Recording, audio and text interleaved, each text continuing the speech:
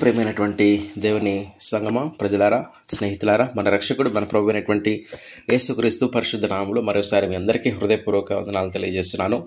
ఈ దినము ధ్యానము రోమపత్రిక 5వ అధ్యాయము 6వ వచనాన్ని ధ్యానం చేసుకుందాం. ఏలయనగా మనం ఇంకా బలహీనులమై ఉండగా క్రీస్తు యుక్త కాలమున భక్తిహీనుల కొరకు చనిపోయెను. ప్రార్థన. మిమ్మల్ని మిక్కిలిగా ప్రేమించిన మా ప్రియ పరలోకపు తండ్రి, నీ పరిశుద్ధ పాదములకు వందనాలు. మరి ఒక దినాన్ని మా జీవితంలో పొడిగించినందులకై, ఆయుష్నిచ్చినందులకై, సజీవ లెక్కలో ఉంచినందులకై మీకు వందనాలు చెల్లిస్తున్నాం. ఈ దినము ఈ చదవబడిన లేఖన భాగాన్ని ప్రభువా తండ్రి మీరే మాకు బోధించమని, నేర్పించమని యేసు నామములో అడిగి వేడుకుంటున్నాము తండ్రి, ఆమేన్. క్రీస్తునందు ప్రేమైనటువంటి దేవుని సంగమా, స్నేహితులారా, మీ అందరికీ మరోసారి హృదయపూర్వక వందనాలు తెలియజేస్తున్నాను. రోమపత్రిక 5వ అధ్యాయం 6వ వచనంలో, ఏలయనగా మనం ఇంకా బలహీనులమై ఉండగా క్రీస్తు యుక్త కాలమున భక్తిహీనుల కొరకు చనిపోయాను. యేసుక్రీస్తు ప్రభువారు మన కొరకు చనిపోయినట్లుగా మనం అందరికీ తెలుసు. అందుకే గుడ్ ఫ్రైడే మనం చేసుకుంటున్నాం, ఈస్టర్ ఆరాధన చేసుకుంటున్నాం. అయితే యేసుక్రీస్తు ప్రభువారు ఏ పరిస్థితుల్లో చనిపోయేటటువంటి విషయాన్ని కనుక ఇక్కడ చాలా సూటిగా స్పష్టముగా మన రచయిత రాస్తూ ఉన్నాడు. ఏలయనగా మనం ఇంకా బలహీనులమై ఉండగా, మనమందరము కూడా దేవుని దృష్టిలో బలహీనులము, పాపులము, విరోధులముగా ఉన్నాం. ఎప్పుడు మునుపు మన పాపములలో మనం ఉన్నప్పుడు మన పాపంలో బలహీనులముగా ఉంటున్నాం, పాపులముగా ఉంటున్నాం, విరోధులుగా ఉంటున్నాం. విశ్వాసులు కాకముందు సహజంగా చెడ్డవాళ్ళమని బైబిల్ మన గురించి తెలియజేస్తూ ఉంది. రోమపత్రిక 3వ అధ్యాయం 23వ వచనంలో, ఏ భేదము లేదు, అందరూ పాపం చేసి దేవుడు అనుగ్రహించి మహిమను పొందలేకపోతున్నారు అంటాడు. ఆదికాండం 8వ అధ్యాయం 21వ వచనంలో, ఆయన నోవహు అర్పించినటువంటి ఆ యొక్క బలి అర్పణను ఆగ్రహించి అంటాడు, నరుల హృదయాలోచన వారి బాల్యం నుండి చెడ్డది అంటాడు. ఇర్మియా గ్రంథం 17వ అధ్యాయం 9వ వచనంలో, హృదయము అన్నిటికంటే ఘోరమైనది, మోసకరమైనది, అది ఘోరమైనటువంటి వ్యాధి గలది అంటాడు. అలానే మత్తయి సువార్త 7వ అధ్యాయం 10వ వచనంలో యేసు ప్రభువు చెప్తుంటాడు, మీరు చెడ్డవారై ఉండి మీ పిల్లలకు మంచి ఈవుల్ని ఇవ్వడానికి ఇష్టపడుతుంటారు అంటాడు.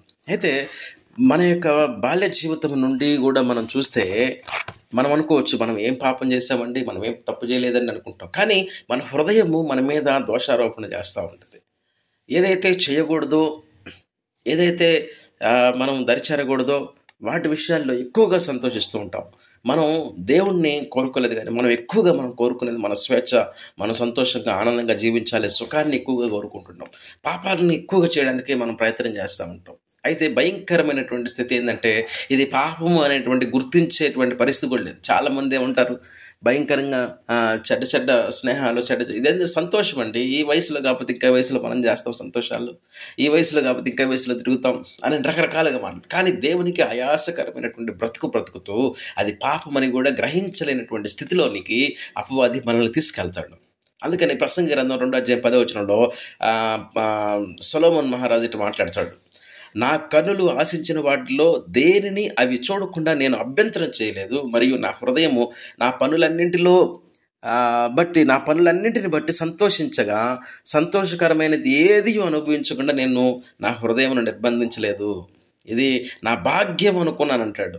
అయితే సూర్యుని కింద జరిగేటువంటి మళ్ళీ ఒకసారి పరిశీలనగా చూసుకున్నట్టయితే ఇదంతా కూడా వ్యర్థమే అని ప్రసంగి అంటాడు. కన్నులు ఆశించిన వాటిలో దేనిని చూడకుండా. ఈరోజు మనం కూడా అలాంటి పరిస్థితులను ఉన్నాం. మన హృదయం ఏదైతే కోరుకుంటుందో, ఏ పనులు అయితే చేయాలని తలొస్తుందో ఆ పనులన్నీ చేస్తూ ఉంటాం, దేవునికి వ్యతిరేకంగా, దేవునికి ఆయాసకరంగా. మంచిగా చేస్తే పర్లేదు, కానీ ఈరోజు చెడ్డవాటిని కూడా మనం ఏం చేస్తామంటే ఈ విధంగా చేసుకుంటుంటాం. అందుకని యాకోబు పత్రిక 4వ అధ్యాయం 4వ వచనంలో, ఈ లోక స్నేహము దేవునితో వైరము, లోకముతో స్నేహం చేయగోరువాడు దేవునికి శత్రువు అవుతారంట. కాబట్టి ఇవన్నీ కూడా మనం కనుక పరిశీలన కనుక చేస్తుంటే మనము దేవునికి శత్రువులముగా కనపడుతున్నాము, మనము బలహీనులముగా కనపడుతున్నాము. మనం చేయవద్దు అనుకుంటాం, కానీ ఆ పాపాన్ని పదే మనం చేస్తూ బలహీనతలను పడిపోతూ ఉంటాం. మనం పాపులంగా, విరోధులముగా, దేవునికి ఆయాసకరమైనటువంటి బ్రతికేటువంటి వారంగా ఉంటుంటాం.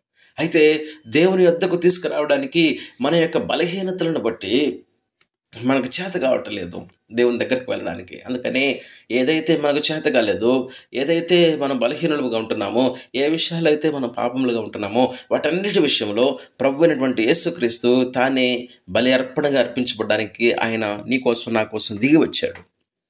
ఆయన దేవునితో తిరిగి మన యొక్క సంబంధాన్ని పునరుద్ధరించడానికి, దేవుని యొక్క సన్నిధిలో నీవు నేను నిలబడడానికి, దేవునితో ఆ యొక్క సమాధానం కలిగి ఉండటానికి ఆయన ఏం చేస్తున్నాడంటే ఈ యొక్క లోకానికి వచ్చి మనందరి నిమిత్తము, మీరు అనుకోవచ్చు నా కోసం మరణించాడా, నా కోసం క్రీస్తు ప్రభు మరణించాడు. అవును, మనందరి కొరకు, సర్వలోక మానవాళి కొరకు ఏదైతే దేవుడు లోకాన్ని ఎంతో ప్రేమించాడు, కాగా తన అద్వితీయ కుమారునికి పుట్టిన వారిని విశ్వాసం ఉంచితే చాలు, ఆయన విశ్వసిస్తే చాలు. ఆయన నా కోసం మరణించాడు, దిగి వచ్చాడు, నా కోసం జీవించాడు, నా కోసం మరణించాడు, నా కోసం తిరిగి లేచాడు, నువ్వు విశ్వసిస్తే చాలు, నువ్వు రక్షించబడతావు. అయితే యేసుక్రీస్తు ప్రభు వారు మన కోసం దిగి వచ్చి మనం ఏదైతే చేయలేక, ఏదైతే బలహీనులుగా ఉంటున్నామో దాన్ని యేసుక్రీస్తు ప్రభు వారు సిలువలో చేశాడు. మన స్థానంలో మనం ఉండవలసినటువంటి స్థానం ఆ యొక్క సిలువ. ఆ సిలువలో యేసుక్రీస్తు ప్రభు మనకు మారుగా ఆయన పాపాలు తొలగించడానికి బలి అర్పణ అయ్యాడు, నిర్దోషులుగా చేశాడు. 9వ వచనంలో అంటాడు, కాబట్టి ఆయన రక్తం వలన ఇప్పుడు నీతిమంతులుగా తీర్చబడి మరింత నిశ్చయముగా ఆయన ద్వారా ఉగ్రత నుండి రక్షించబడుతున్నామంటాడు. 10వ వచనంలో, ఏలయనగా మనం శత్రువులమై ఉండగా ఆయన కుమారుని మరణము ద్వారా మనము దేవునితో సమాధానపరచబడిన వారమై ఆయన జీవించుట చేత నిశ్చయముగా రక్షించబడదు. కాబట్టి మనల్ని స్నేహితులుగా చేయడానికి, మనల్ని నిర్దోషులుగా చేయడానికి, మన పాపాలన్నింటినీ విడిపించడానికి, దేవునితో సమాధానం చేయడానికి, మనము నూతన సృష్టిగా చేయబడడానికి ప్రభు అయినటువంటి యేసుక్రీస్తు సిలువలో చేసినట్టు ఆ యొక్క గొప్ప త్యాగాన్ని బట్టి మనం దేవునికి వందనాలు చెల్లించాలా.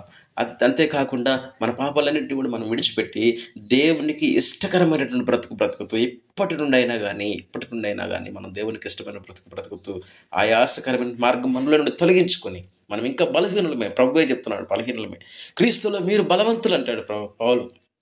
ఎప్పుడైతే క్రీస్తు యొద్దకు వస్తామో, క్రీస్తు యొక్క సహాయం తీసుకుంటాం, అప్పుడు దేవుడు మనకు బలాన్ని ఆపాదిస్తాడు, దేవుడు మనకు బలాన్ని అనుగ్రహిస్తాడు. కాబట్టి క్రీస్తులు మనం బలవంతులుగా ఉండాలని, బలహీనులుగా ఉండకూడదు, పాపులుగా ఉండకూడదు, నీతిమంతులుగా తీర్చబడ్డాము.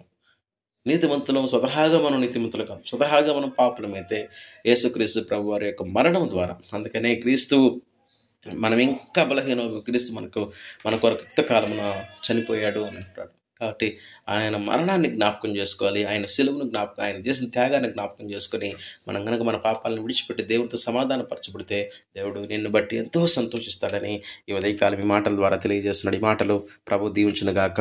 ప్రార్థన. మమ్మల్ని మిక్కిలిగా ప్రేమించిన మా ప్రియ పరలోకపు తండ్రి, నీ పరిశుద్ధ పాదములకు వందనాలు. ఈ మాటలు మా హృదయాలను నీరుకట్టి ఫలింప చేయమని, వింటున్నటువంటి మా బిడ్డల జీవితాల్లో ప్రభు మీరే నూతన కార్యము చేయమని, ప్రతి విషయంలోనూ ప్రభా బిడ్డలను ఆశీర్వదించి దీవించమని యేసు పరిశుద్ధ నామములో అడిగి వేడుకుంటున్నాము తండ్రి. Amen. God bless you all. Good morning. Praise the lord.